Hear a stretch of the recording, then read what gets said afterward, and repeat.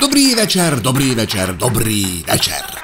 Ak je tu tak trochu pikantná časť, ktorou vás zavediem do zákutia našej spálne. No, do zákutia radšej nem, lebo tam môžete nájsť akurát tak moje staré ponožky alebo dajakú pavučinu, ale tak skôr som myslel, že ako to tak u nás prebieha v spálni. Ildiko je vysoko kresťansky založená a napriek tomu, že ťuťu muťu má rada, tak neustále má výčitok, že tým dakoho tam hore uráža. Takže ona predtým modlí.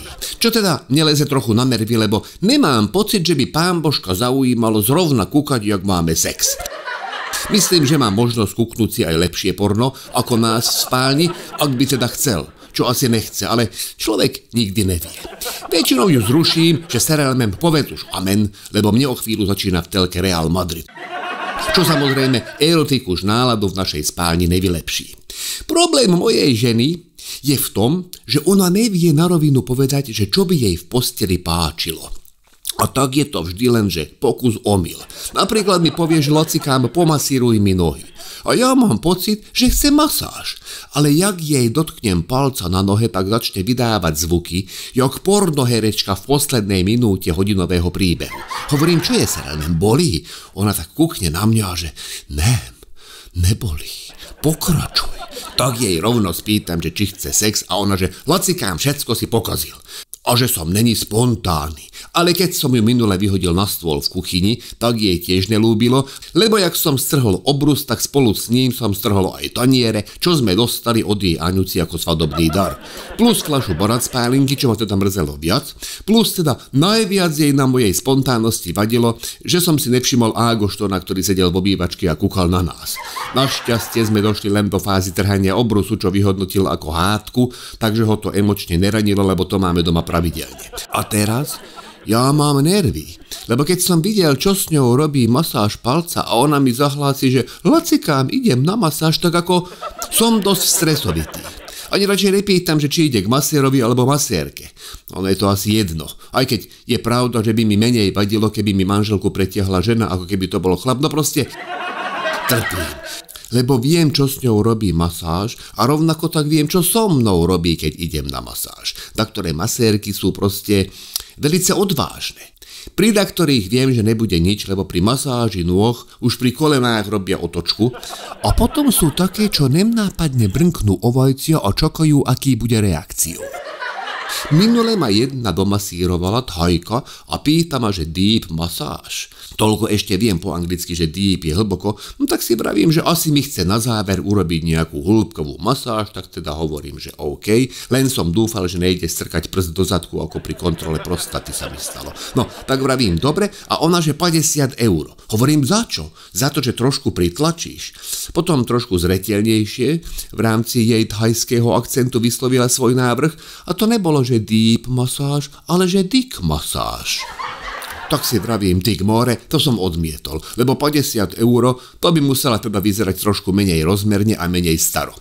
Nedorozumenie v masážnom salóne, to je bežné, to je v poriadku, ale nedorozumenie s partnerkom, s ktorým som vyše 20 rokov. Tak ale tým, že ona nepovie, čo chce a ja musím furt hádať, tak vznikajú rôzne nedorozumenia. Minule som tak išiel domov a vidím cez okno domu do kuchyne, že Ildiko je v kostýme snehulienky. Si vravím, aha, dobre, toto jej ľúbi, vydrž serelmem, tak som nenápadne vošiel domov, narazil som si na hlavu kulich, nalepil bradu, čo mi ešte ostala z maškarného plesu, vyzliekol si gate od pol pása dole a holý som po kolenách vošiel do obývačky a spieval som si, že hej ho, už trpazlíci jdou. Všetko by bolo v poriadku, keby tam neboli jej dve kolegyne z roboty. Jedna v kostýme Ježibaby a jedna ako horár. Dostal som ich dosť do takej trápnej situácie, nevedeli kam kúkať a ako reagovať. Ježibaba ešte celkom v pohode, tá sa začala rehotať a horár ten zdrhol. Tak ako, prosím pekne, nacvičovali rozprávku pre deti do školy. Ale to som odkiaľ mal vedieť? Tak sme sa tam hádali s Ildiko a vysvetľovali si to pred tou bosorkou, ktorá sa šúlala po zemi a jej hlas čím ďalej tým viac pripomínal naozaj, že bosorku, až ma Ildiko požiadala, že ak chcem jej ďalej dačo vysvetľovať, tak nech si najprv oblečem nohavice. Nakoniec ale dopadlo dobre A dokonca som v rozprávke účinkoval ako hopči. Samozrejme oblečený a nem akože dole bez. Najhoršie na celom bolo, že kolegyňa, čo hrala tú bosorku, ma potom otravovala, že aby som na ňu nehneval a že ona nesmiela na rozmeroch toho, čo videla, lebo vraj to bolo celkom nadpriemerné, no tak neviem. Podľa mňa to bol iba optický klam, lebo som bol na kolenách a počas predstavenia ma začala fyzicky obťažovať. Dosť nemnápadne na to, aby nevšimli deti, ale dosť jasne na to, aby všimla Ildiko a v polovici predstavenia Snehulienka otrávila bosorku jablkom. Čo bolo dosť netradičné, ale deti s tým boli v pohode.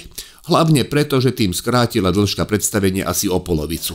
Dokonca otecko jedného z detí, čo bol divadelný kritik, sme dopočuli, potom napísal o našom predstavení veľmi pochválny článok s titulkom Odvážne prvky v detskom predstavení. Teraz neviem, či narážal na to, že bosorka vychytávala hapčiho v rozkroku, alebo že Snehulienka otrávila bosorku. Malo to samozrejme celé dohru aj doma.